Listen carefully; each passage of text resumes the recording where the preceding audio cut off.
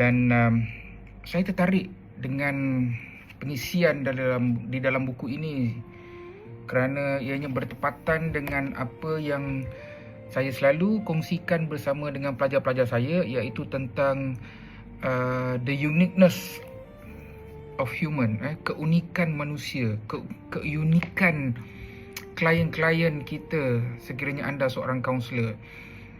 Kita selalu diberitahu supaya jangan kita label a person, kita jangan memandang rendah kepada mereka yang mempunyai kekurangan, disabilities, tetapi kita melihat mereka sebagai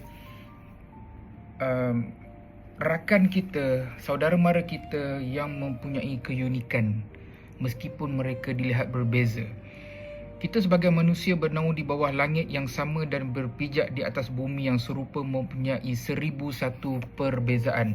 Setiap daripada kita, tuan-tuan dan puan-puan, saya juga ada perbezaan tak sama dengan anda. Dan anda juga mempunyai perbezaan, strength and limitation yang tak sama dengan saya.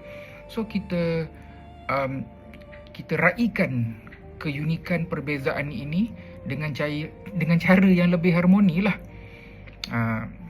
Sebab apa? Sebab kalau kita berada dalam kelompok sosial, dalam komuniti, dan kita tidak boleh menerima keunikan orang lain, perbezaan orang lain, jadi ianya akan menjadi satu masalah di dalam kelas, di dalam rumah, di antara keluarga itu sendiri. Kalau kita tidak menghargai perbezaan ahli keluarga kita, itu jadi masalah.